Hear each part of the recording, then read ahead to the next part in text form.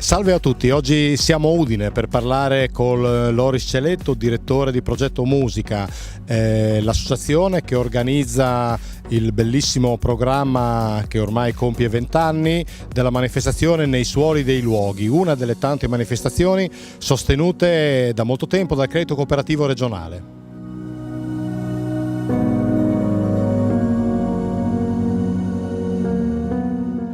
Direttore Celetto, quali sono le attività principali di Progetto Musica? Quell'associazione, che è stata fondata nel 1994, opera nel settore musicale, ovviamente, per la promozione della musica cosiddetta colta.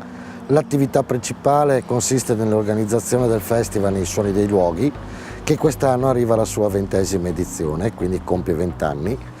Oltre a questo, da 3 anni, in collaborazione con Fondazione Santa Cecilia di Portogruaro e la Pro Latisana, gestiamo la Scuola Comunale di Musica di Latisana, all'interno della quale abbiamo già organizzato alcune masterclass per strumenti a fiato, e da quest'anno, esattamente da novembre, diamo il via ad un master di alta formazione, quindi un'accademia internazionale di oboe, che si terrà a Villa Tissano, a Santa Maria la Longa, a cadenza mensile da novembre fino a maggio del prossimo anno, e che coinvolgerà 5 tra i più famosi oboisti a livello europeo, che si alterneranno come docenti per gli allievi che vorranno approfondire la conoscenza di questo strumento.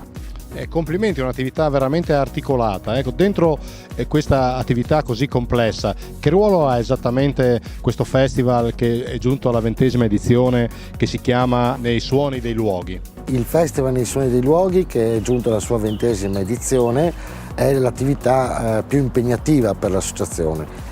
È un festival che ha una durata di oltre 6 mesi, partendo da luglio e arrivando fino a dicembre, quindi impegna tutta la struttura in maniera significativa e preponderante rispetto alle altre attività.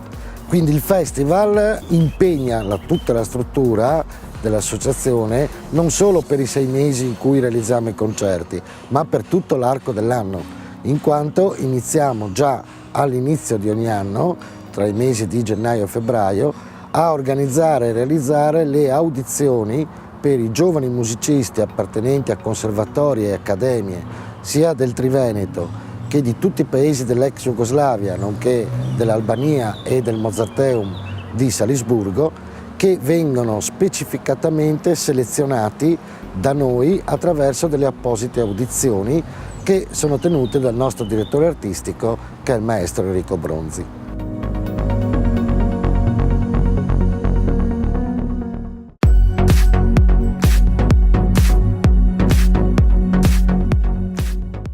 Direttore Celetto, dunque Nei suoni dei luoghi è un festival impegnativo sicuramente per la struttura, ma anche dal punto di vista finanziario. Mi pare che in questo caso siete riusciti ad avere o state avendo un buon rapporto col credito cooperativo regionale?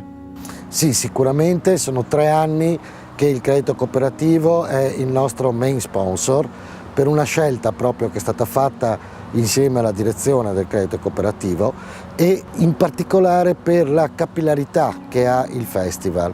Il festival si sviluppa in 35 concerti in 30 comuni diversi, sia in Friuli Venezia Giulia che anche nella vicina Slovenia, Croazia e Veneto, e proprio questa capillarità ha trovato un punto di unione proprio con il credito cooperativo, che fa della capillarità una delle sue caratteristiche. Infatti in tutti i luoghi dove andiamo a realizzare i concerti c'è sempre una delle banche, uno sportello del credito cooperativo, che collabora con noi anche nella promozione del festival. Ovviamente accanto al credito cooperativo c'è un finanziamento importante della regione Friuli Venezia Giulia, che sostiene da 20 anni il festival. Professoressa Danelon, abbiamo capito che il programma di Nei suoni dei luoghi è molto nutrito. Ci segnala per noi e per gli ascoltatori qualche appuntamento di rilievo? Possiamo iniziare con il 1° agosto ad Aquileia. La Sinfonietta Movie Ensemble proporrà musiche da film rivisitate in chiave classica nella splendida cornice di Piazza Capitolo ad Aquileia. 14 agosto Villa Tissano, dove c'è la sede dell'Accademia di Oboe, con un clarinettista dell'Accademia di Belgrado e a seguito una degustazione enogastronomica.